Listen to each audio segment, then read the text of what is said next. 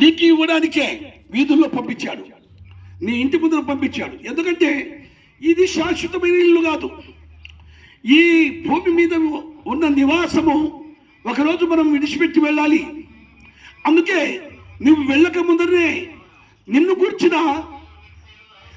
గురించిన ఆలోచన, నీకు రాని ఆలోచన, నీవు పరలోక రాజ్యంలో ఉండాలనే ఆలోచన, నిన్ను పుట్టించిన సృష్టికర్తైన దేవుడు, నిన్ను నన్ను పుట్టించిన సృష్టికర్తైన దేవుడు, జనన మరణాలు రాసిన దేవుడు, ఆయన పరలోక రాజ్యంలో ఈ భూమి మీద ఎంత అత్యున్నతంగా ఆయన మలిచాడో, అలాగే ఒక అత్యున్నతమైన ప్రేమ చేత ఆయన పరలోక రాజ్య నివాసము మరి నిర్మించి ఉన్నాడు. ఆ పరలోక రాజ్యానికి చేర్చడానికే ప్రభువు ఈ భూమి మీద శరీరధారిగా మానవుడుగా ఈ భూమి మీద వచ్చి ఆయన కొన్ని మంచి మాటలు చెప్పాడు. హృదయ శుద్ధి గల వారు ధన్యులు, వారు దేవుని చూచెదరు. ఆత్మ విషయమై దీనులైన వారు ధన్యులు, పరలోక రాజ్యము వారిది అన్నాడు. నీ ఆత్మల కొరకు వచ్చాడు. నీ హృదయము దేవునికి తెలుసు కనుక ఈ భూమి మీద నీ హృదయము అన్నిటికంటే ఘోరమైనది, హృదయము అన్నిటికంటే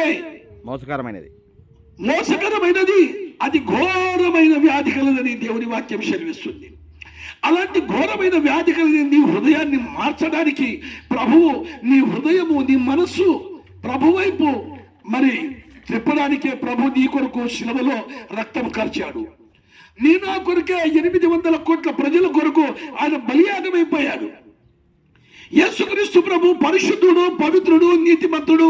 ఆ నీతిమంతుని రక్తం చేత నీవు పరలోక రాజ్యము చేరుకుంటావు. ప్రియ సోదరి సోదరుడా, నీవు ఈ భూమి మీద నీకు ఎన్నో డినామినేషన్లు ఉండవచ్చు, కానీ మనకందరికీ ఒకే సూర్యుడు, మనకందరికీ ఒకే చంద్రుడు ఉన్నాడు, మనకందరికీ ఒకే ఆకాశము, ఒకే భూమి, నింగి, నేల, నీరు, నిప్పు, గాలి సమస్తము దేవుడు మనకు అందరికీ ఒకటే రీతిగా ఇచ్చాడు. కానీ మనలో దాగి ఉన్న ఆత్మ కూడా ఒకటే సుమ, అది దేవాది దేవుని ఆత్మ. ఆ ఆత్మల తండ్రి అయిన దేవుడు నీ కొరకు ప్రాణం పెట్టాడు కలవరి శిలువలో. నీ కొరకు రక్తము కార్చాడు ఆయన, నీ కొరకు ఆయన మరణించాడు.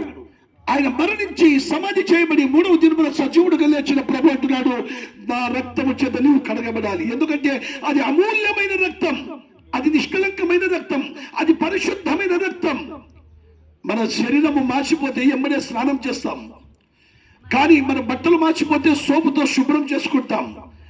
మన పాప పంకిలితమైన ఈ శరీరములో చేసిన ప్రతి పాపాన్ని కడగడానికి ఏ సబ్బు పనికిరాదు, ఏ మరి షాంపూ పనికిరాదు ప్రియులారా.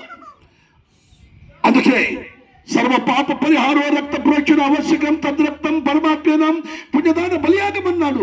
సర్వ మానవాళిని పరిశుద్ధపరచడానికి ఒక పరిశుద్ధుడుగా జీవించాలి భూమి మీద. ఆయన పరిశుద్ధంగా జీవించాడు, పవిత్రుడుగా జీవించాడు. అనేకమైన ఆత్మలు రక్షించడానికి తన రక్తాన్ని కార్చాడు. మరణించి సమాధి చేయబడి 3వ దినమున సజీవుడుగా లేచిన ప్రభు నిన్ను పిలుస్తున్నాడు. నువ్వు ఏ స్థితిలో ఉన్నా సరే, నీవు ఎటువంటి పరిస్థితిలో ఉన్నా సరే, ప్రభు ఆ పాపినైనా నన్ను క్షమించమంటే నీ పాపాన్ని క్షమించి పరలోక రాజ్యం ఇవ్వడానికి ఆయన సిద్ధంగా ఉన్నాడు. మరి నీవు సిద్ధంగా ఉన్నావా? ఈ లోకమే శాశ్వతం అనుకుంటున్నావా? కాదు సోదరి సోదరుడా, ఈ లోకం శాశ్వతం కాదు. ఈ లోకము నీకు 60-70 సంవత్సరములే. అటు తర్వాత నీవు వదలాల్సిందే.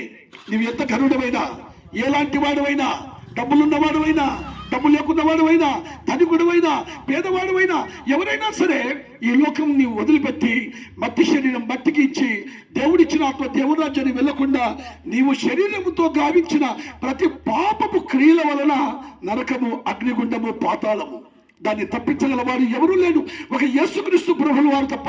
ఆయన ఎందుకంటే ఆయన పరిశుద్ధుడు, ఆయన నీతిమంతుడు.